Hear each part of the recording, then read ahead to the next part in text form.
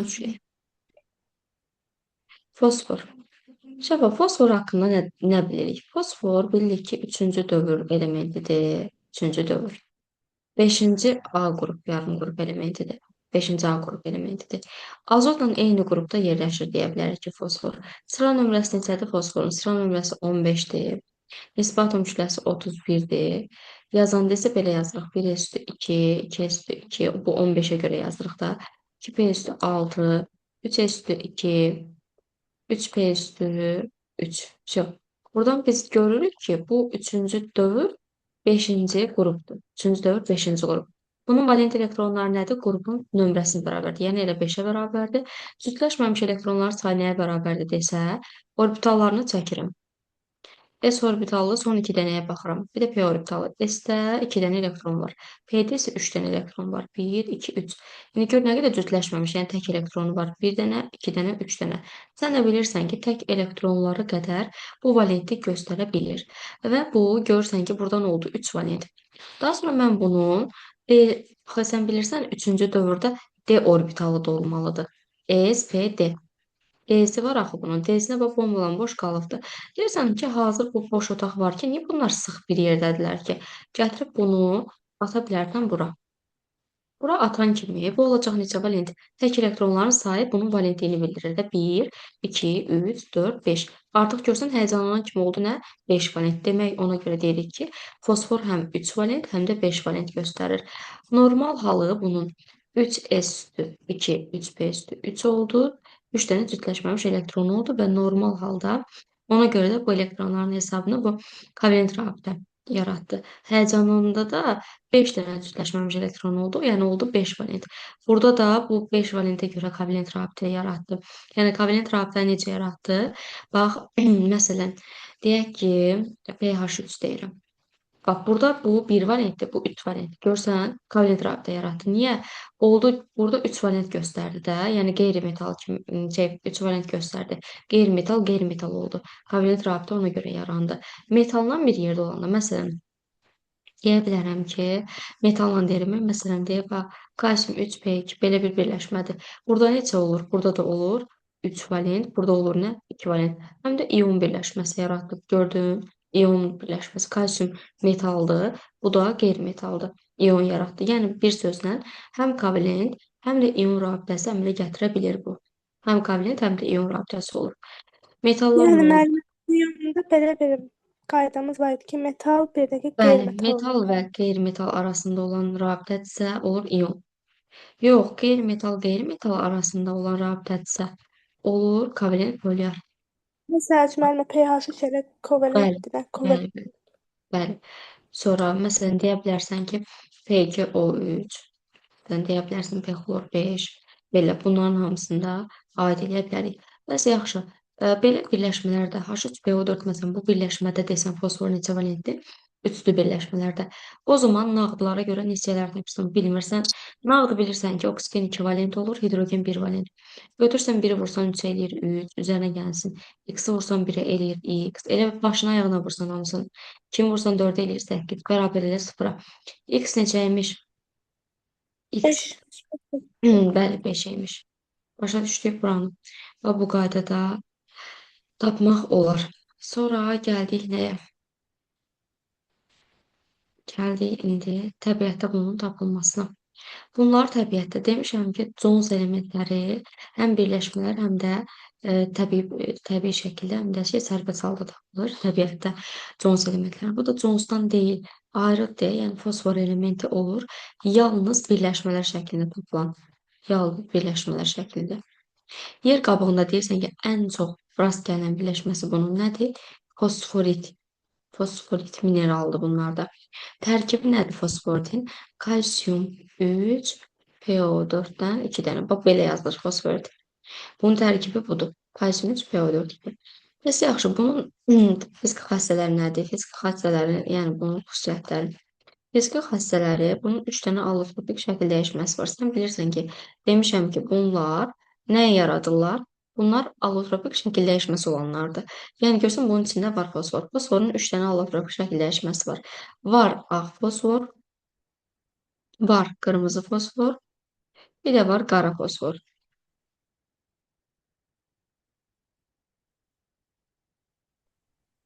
Ağ, qırmızı, bu da qara fosfor. Ağ, qırmızı, qara fosfor. Gəldi ağ fosfora. Ağ fosforun xüsusiyyətləri nədir? Bunlar sarıya çalan. İndi bir şey deyəcəm, yadına qalsın. Sarıya çalan. Bərkliyi az, Bu yəni fosfora aiddir. bəli, bərkliyi az. Bıçaqla kəsilən. Bıçaqla kəsilən. Gəldik qırmızıya. Toz halında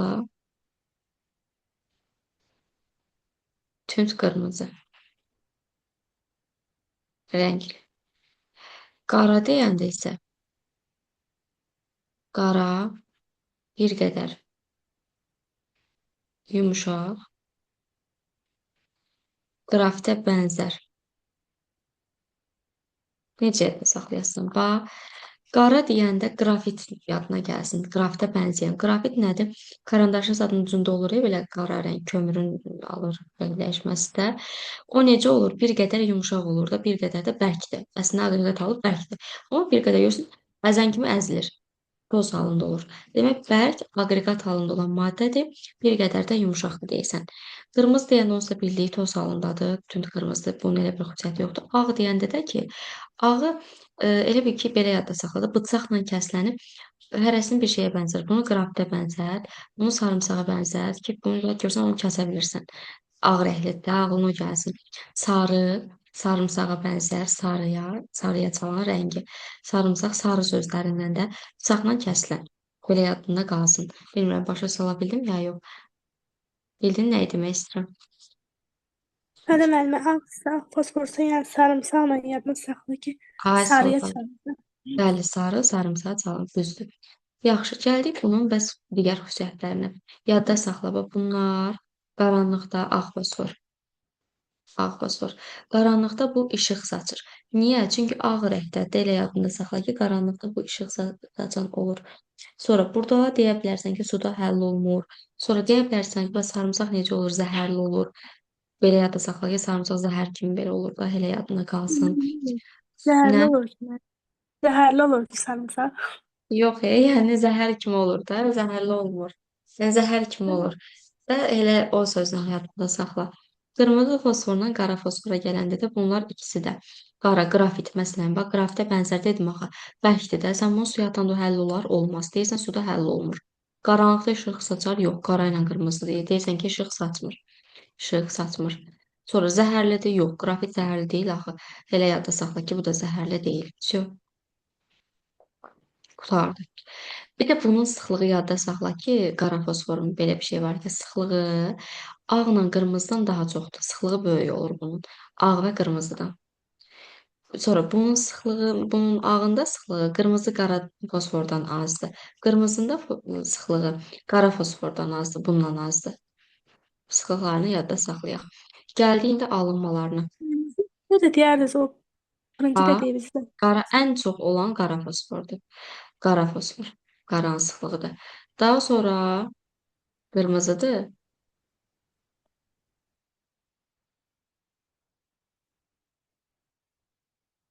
Qara, qırmızı, daha sonra ağdır. Qara, qırmızı, ağ. Sıxlıq cəhətdən. Qara qırmızıdan böyükdür, qırmızı da ağdan böyükdür. Bildin? Bu oldu Bildim. belə. Gəldik indi alınmasına. Alınması var, sənayedə alınma. Yenə. Birinci gəldik sənayedə alınmaya. Sənayedə alanda birinci fosforit mineralı var idi, bayaq yazdım. Fosforit mineralı necə yazıldı? Kalsium 3, PO4-dan 2 dənə belə yazıldı. Bundan alırıq. Bunun üzərinə gəlirsən karbonu, bir də silisium oksidi. Ümumiyyətlə eləməlisən ki, bu karbon bizə nədir? Karbon koksdur. Karbonun şəkil dəyişmələrindən də bu da alırıq şəkil dəyişmələrindən də koks qazı. Koks şəklində, bir də silisium oksidi də qumdur da, bir də qum. Bunlar elektrik peçlərinə salınır. Burada fosforit hava daxil bura fosforit hava daxil olmadan başlayır bunlar qızdırılmağa. Yəni peçin içində bunlar qızdırılır. Buradan alınır kalsium, silisium O3. Sən nə almalısan? Fosfor, fosfor çıxart buradan. Yerdə nə qalır? Oksigeni və karbon. Deyirsən CO. Qurtardı. Bu da olur sənin reaksiyan. Sənayedə alınma reaksiyan. Bəs yaxşı, bunu Məncə bu reaksiyadan alınır da. bəli, bəli. Sənaydə. Bəli, bəli, sənayedə bundan ala bilərik bir dənə. Sonra gəldik bunlarda şey, nədir, kimya xassələrindən. Kimya xassələrindən bir də əsas hansı reaksiyalara girməklərdir? İndi bunu deyirəm. Kimya xassələrində yadda saxla ki, bunlar fosforun allotropilik şəkildə dəyişmələrindən ağ fosfor var. Ağ fosfor aktiv olur. Aktiv. A, elə yadda saxla ki, A aktivdir. Daha aktiv olur qırmızıdan da, qaradan da. Ona görə fosforun allotropik şəkildə dəyişmələri əsasən bir-birinə çevrilir. Ağ fosforu ümumiyyətlə hava daxil olmadan götürüb qızdırsan, o qızdırdıqca başlayacaq qırmızı rəngə çevrilməyə. Qırmızı fosforda başlayırsan o yenə qızdıranda, o buxara çevrilir, o başlayır ağ fosfor yaratmağa. Təzədən buxarlanır, alınmış buxarlar başlayır kondensləşməyə, yəni qaz halına maya hala keçir, yaradır ağ fosfor halını. Yəni müəllimə Aydın. ağ fosfor o birisilərindən daha aktivdir deyirsiz. Bəli, bəli, ağ fosfor hamısından aktivdir və ağ fosforu hava daxil olmadan qızdırsan, onun rəngi tündləşəcək, qızacaq, qırmızı rəng olacaq da, qırmızı fosfora çevriləcəkdir. Daha sonra qırmızı fosforda hava daxil olmadan bir də qızdırsan, güclü dərəcədə qızdırsan, o buxara çevriləcəkdir. Alınmış buxarlar kondensləşib ağ fosfor yaradacaq. Bildiyim bunda. Bu oldu bunun kimya xassəsinin bir. İkinci, bunun bəsit maddələrdən qeyri-metallarla reaksiya, qeyri-metallar üzərinə gəlsin fosfor deyə reaksiyası var. Məsələn, fosfor üzərinə gəlsin oksigen. Şərtimizi ödəyir, alınacaq nə? P2O3 və P2O5. Belə iki cür alına bilər. Oksigen çatışmayanda P2O3 alınır. Oksigen artıqlıq eləyəndə çox desə P2O5 alınır ümumiyyətlə. Ağ fosfor oksigendən bir də reaksiya 40 dərəcədə gedir. Qırmızı qara fosforda yüksək, yəni 40-dan da yüksəklə gedir reaksiya oksigendən. Bu reaksiyanı yadda saxla. Sonra gəldik, məsələn, sənə verə bilər fosfor üzərinə gəlsən xlor. Nə yaranır buradan? Bax, fosfor klorid. P-xlor, bu da 3 valent daxil. P-xlor 3. Bu da 1 valentdir. Sonra istəyirsənsə bir də P-xlor 5. Belə yarana bilər. Bu da xlorla kükürtdəki burada kütlə nisbətləri önəmlidir. Əgər sənə yenə desə artığını desə xlorun P-xlor 5-lə. Yox, daha doğrusu fosforun artığını desə P-xlor 5, az halda desə P-xlor 3 alınır. 3 valent göstərir. Sonra, məsələn, verə bilər, bax, fosfor üzərinə gəlsən kükürt. Nə alınır buradan? Gəlin görün. Burada mənə PS3 yox. P2S3, P2S5. Çünki kükürt 2 valentlidir. Burada bir dəfə 5, burada daha doğrusu 3, burada isə 5 valent göstərir. Sonra, gəldik bu metallarına. Yəni, qeyri-metal deyən kimi yan-yana düzüb valentliklərini yazırsan da. Bu qeyri-adi bir şey Müəllimə yoxdur. hidrogenlə reaksiya etdirir. O da Bəli, qeyri-metaldır. pH 3 verir. Bax, fosfor üzərinə gəlsin xlor verəndə nə alınacaqdır buradan? Buradan alınacaqdır P-xlor nə? P-xlor 5. Ayşə, Yox, P-xlor dayan. P-xlor 3 yoxsa P-xlor 5? P-xlor 3. P-xlor 3. Bir dəfə də artığını desəm bəs. P-xlor 5. Ayşə, bəs yaxşı. Necə görün? Fosfor üzərinə gəlsin oksigen. Deməli, bir dəqiqə. P2O5. Bir də ki P2O5. P2O. Düzdür. Sonra P2O5 bir də P2O3. Gəldi indi bəs metallarla necə reaksiya girər? Məsələn, kalsium üzərinə gəlsin, fosfor verim. Nə yaranar? Kalsiumla fosforu yan-yana yazsan, fosfor 3 valentli, kalsium 2 valentli. Nə yaranacaq? Kalsium 3 P2. Məsələn, maqnezium üzərinə gəlsin, fosfor verirəm. Nə yaranar? Maqneziumla fosforu yaz. Maqnezium burada 2 valent, burada 3 valent. Nə yaranacaqdır? Maqnezium 3 P2. Maqnezium fosfit, kalsium fosfit. Adları da belə. Sonra gəldik üçüncü şərtimiz mürəkkəb maddələrlə şəfa. Mürəkkəb maddələrlə reaksiyamız necə olacaqdır? Məsələn, sənə verə bilər kalsium, klor, O3. Yəni bu nədir? Bertollet duzu. Bertollet duzundan fosforun reaksiyası verə bilər. Qızdırılanda, amma bu reaksiya qızdırılanda gedir. Nə yaranar buradan? Yenə kalium kloru çıxardırsan buradan, duzu çıxartsan, bir də oksidi P2O5-i. Sonra verə bilər sənə fosfor yüksək temperaturda katalizatın iştirakına, məsələn, su ilə reaksiyaya girə bilər. Mürəkkəb maddə üzərinə gəlsin fosfor. Ödəyirmi demişəm ki, mürəkkəb maddələrlə fosfor girər. Nə yaranar buradan? Buradan hidrogeni çıxardarsan sərbəst halda, yerdə qalan bir dənə hidrogeni çıxartdım. Yerdə qalır nə? Bir də bunun, bu əgər qulaq as, belə bir şey var. 700 dərəcə yazarsa bura, 700 dərəcə.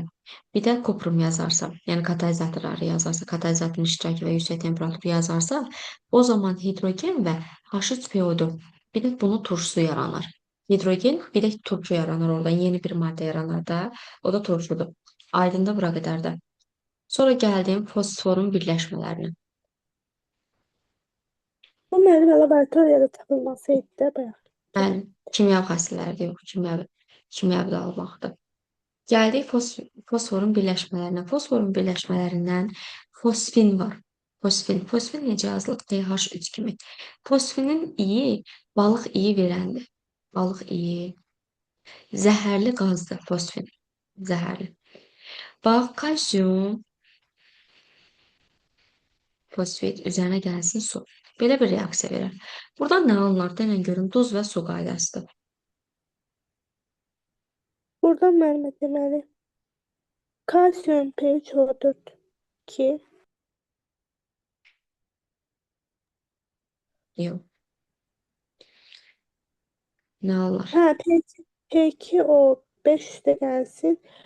Kalsium H2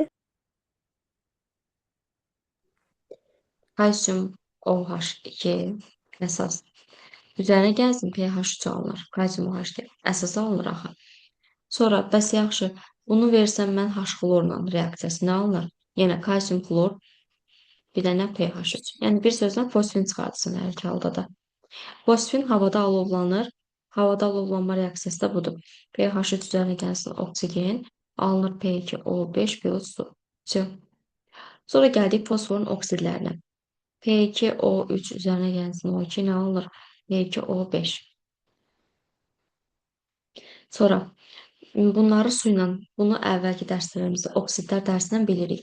P2O3 üzərinə gəlsin su. Nə alınırdı buradan? H3PO3, fosfit turşusu. Sonra verə bilərdi ki, P2O3 üzərinə gəlsin su 0 dərəcədə, yəni soyuq halda. Nə alınırdı buradan? buradan H3PO2 Yox, HPO3, metafosfat turşusu alınırdı. Bəs yaxşı, 20 dərəcədə, yəni ilıq halda olanda nə alınırdı? H3PO4 Xeyr, pirofosfat turşusu. Pirofosfat. Bəs yaxşı, yüzdə orta fosfat alınırdı, H3PO4. Bunları əzbər bil. Oksidlər dərsinin təkrarıdır. 0 dərəcə, 20 dərəcə, 100 dərəcə, bir də normal halda reaksiyaları. Fosfit, metafosfat, pirofosfat, ortofosfat turşuları alınır. Bir də yadda saxla ki, P2O3-də, P2O5-də bunlar ikisi də. Bunlar pexlor 3 kimi, bir də pexlor 5 kimi su ilə reaksiyaya girir. Yəni bunun bu halı P2O3 burada necə göstərir oksidi 3 valent deyil. Bu elə bir xlorlu birləşməsi şəklində, pexlor 3 şəklində. Bu su ilə reaksiyaya girir. Su ilə reaksiyaya girəndə nə verir? Bax, bu hidrogenlə bu xlor gəlir, H xlor.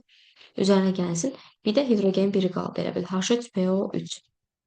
Yenə pxlor 5 üzərinə gəlsin H2O verər. Və nə alınır? H xlor, hidrogenin biri və xlorun biri. H xlor, yerdə nə qaldı? P, H3, PO4. Vsyo, qardıq. Bu da oldu bizim reaksiyamız. Buradan 3 valent olanda alındı H2PO3, yəni fosfit. Buradan isə alındı ortofosfat. Gəldik bunlarda bir də yadda saxla ki, P2O5 var. Və bu higroskopikdir, yəni suducu xassəsi var bunun. Bunun üzərinə nitrat gələn kimi, turşusu gələn kimi, ağzası qabda bunları saxlasaq, bunlar başlayacaqdır kütləsi artmağa. Niyə? Suducudur da havadan özünə çəkəcəkdir nəmi, başlayacaq bunun kütləsi artmağa və artacaqdır. P2O5-də higroskopik olduğuna görə. Bir də sulfat higroskopik idi, yadda saxla, turşulardan da. Bunun üzərinə nitrat gələndə nə alınır? P2O5-in üzərinə nitrat gələndə. Bax, bu nədir? Oksiddir. Hansı oksid? Turşu oksidi. Turşu oksidi üzərinə gəlsin, nədir bu? Bu HNO3 turşu. Nə alınır buradan? Baxarsan ki, bir dənə alınır P2O5-dən bu HNO3-dən. Alınır H3PO4 temperaturda deyirəm. H3PO4 bunun turşusu, güclü turşusu. Bir dənə N2O5. Bir də bunu sıxışdırıb çıxardır. N2O5 şəklinə çıxardır. Vsyo. Başa düşdük bunda. Eyni oksidasiya turşuduz dərsinin təkrarıdır. O dərsi bilən uşaq üçün bu rahat olur. Sonra gəldik ortofosfat turşusundan danışım. Ortofosfat turşusu H3PO4 yazılır. Ortofosfat turşusunun fiziki xassələri nələrdir? Fiziki xassələr bərk haldadır, suda yaxşı həll olunandır, sənayedə alınması var. Sənayedə alınması bunlarda birinci şərtlərlə deyəcəm. Fosforit mineralı deyirsən. Mineralına qatı sulfat turşusundan qatı sulfatla təsir göstərməklə. Fosforit mineralı budur. Bayaq dedim. Bunun üzərinə qatı sulfatla təsir göstərən kimi buradan alınacaqdır kalsium SO4, bir dənə, bir də H3PO4. Qıraqları bir, ortalarda bir. Elə yada saxla. Qutardı. Bir də kimya xassələrində nələr var? Kimya xassələri qüvvətlidir ortofosfat turşusu. Orta qüvvətlidir özdə. Orta qüvvətlidir. 3 əsaslıdır. Lakmusu qızardır, turşudur deyə. Bu deyirdik ki, hidrogenə qədər olan metallarla əsasi amfoter oksidlər əsaslarla reaksiyaya girir. Zəif turşular duzlarından çıxardır. Yerdə qalanlarla reaksiyaya girmir. O hidrogenə görə aktivlik sırası yazmışdım. Deyirdimi, hidrogendən sonra var, hidrogendən əvvəl. Hidrogendən sonra yerləşənlər yalnız sulfatın qatısı ilə, nitratın durusu və qatısı ilə girirdilər. Amma bu hidrogendən əvvəldir deyə, əvvəldə nələr varsa, demək H3PO4 ilə reaksiyaya girəcəkdir. Məsələn, natrium üzərinə gəlsin, H3PO4 verəcəm. Nə alınır buradan? Natrium 3, PO4 üzərinə gəlsin, H2. Sonra verə bilərəm kalsium oksid üzərinə gəlsin, H3PO4. Nə alınır? Kalsium 3, PO4-dən 2 dənə, üzərinə gəlsin H2. Sonra, çünki nədir? Əsasi oksiddir. Bax, təkrardır. Alüminium klorid nədir? Amfoter oksiddir. Üzərinə gəlsin H3PO4 turşudur. Amfoter oksiddən turşudan nə alınırdı? Deyirdik bunun duzu, alüminium PO4 üzərinə gəlsindən su çıxartdım. Şərtləri əvvəldən bilirik. Sonra, bəs yaxşı, bizə əsasla versə, əsasla turşu kimi versə. Kalium OH, məsələn, üzərinə gəlsin H3PO4. Nə alınırdı buradan? Yenə duzlu və su. H2-onu çıxart buradan. H2-onu çıxart. Yerdə nə qalır? Kalium H2PO4. Məsələn, kalium OH üzərinə gəlsin H3PO4. Nə alınır? Kalium 2HPO4 üzərinə gəlsin H2O. Elə. Kalium OH üzərinə gəlsin H3PO4. Nə alınır? Kalium 3PO4 plus H2O. Belə. Sonra gəldik bunlarda reaksiya. Hə? Bunda laboratoriyada alınma yoxdur. Yox, laborator. Çünki bunlar bilsən niyə? Çox aktivdir deyə bu şeylər fosforda. Bu normalda laboratoriyada ağ fosfor çox aktivdir, zəhərlidir deyə bu öz-özünə alovlana da bilir. Ona görə laboratoriyada həmişə bunu suyun altında saxlayırlar. Bunu xüsusi ancaq laboratoriyada istifadə edən ancaq belə xüsusi laboratoriya avadanlıqlar var ki, onlarla təsir göstərib ala bilərsən belə. Sonra gəldim bu ortofosfatda danışdıq. Gəldi indi bunun duzlarından. Natrium 3, PO4 üzərinə gəlsin H3PO4. Bu duzudur, bu da ortofosfatdır. Nə alınır buradan? Hamısını bir yerə yığacaqsan. Natrium 2, HPO4. Yox. Başa düşdük bunu da. Elə bil ki, 3 dənə natrium var. Bir dənə PO4 var. H3PO4. 3 dənə hidrogen var, bir dənə də PO4 var. Və bunlarda, bu düşün ki, bunu mən baxıram ki, əsaslıqlarını, bu nədir? Duzdur. Bu nədir? Bu da şeydir, turşudur. Sən buradan nəyə çıxartmalısan?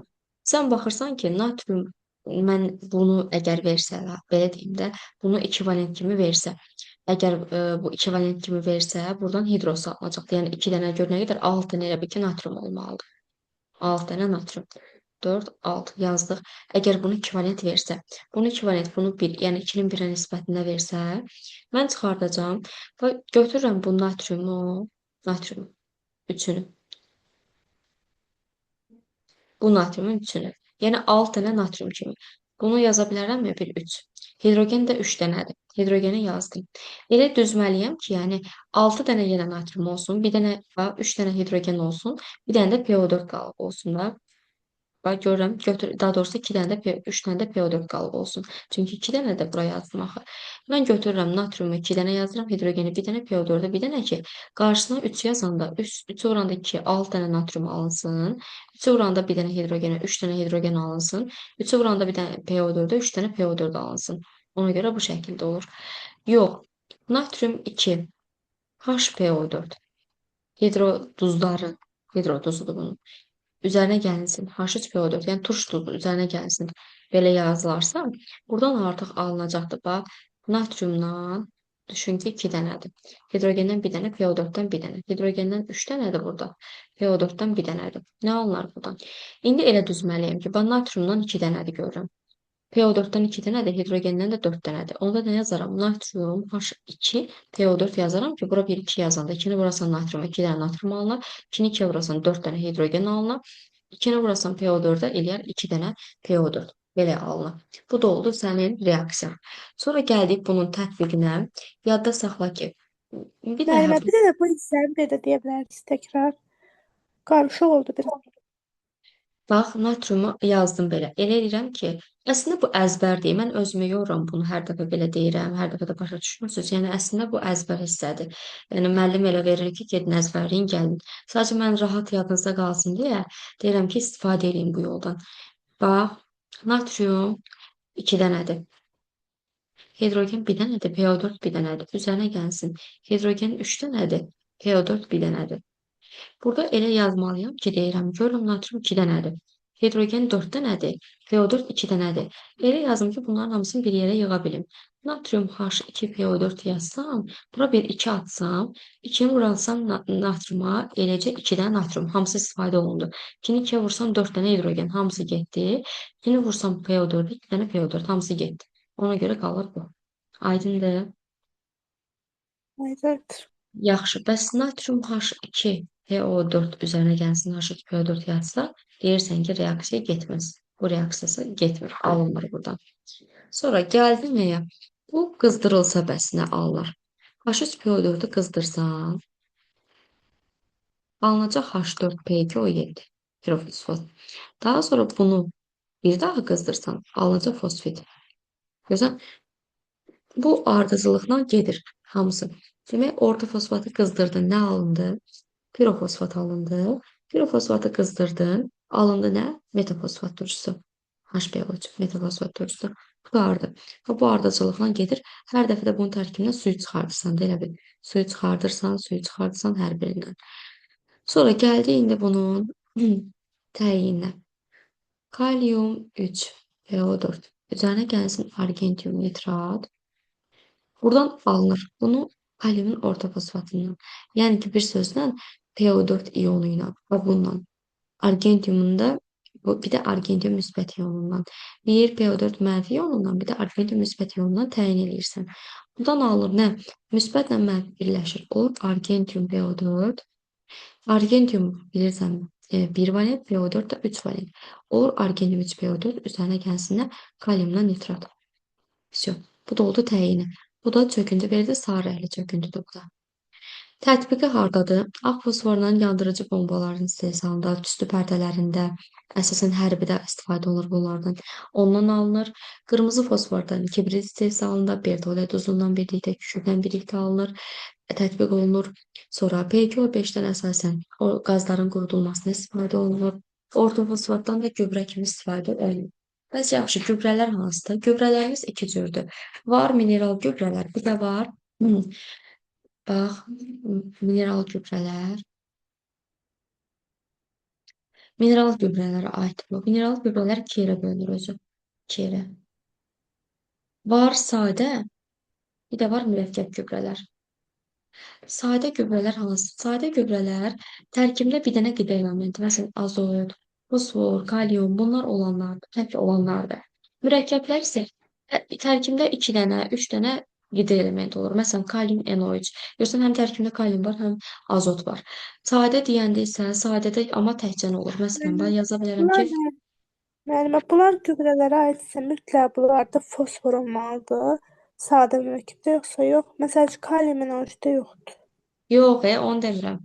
Yəni bu ümumiyyətlə gübrələrdə bunları keçirəm deyə. Misal üçün deyirəm. Yox, fosforlu gübrələr də var. Bax, yenə deyirəm. Bu mineral gübrələr tərkibində azot ola da bilər, fosfor ola da bilər, kalium ola da bilər.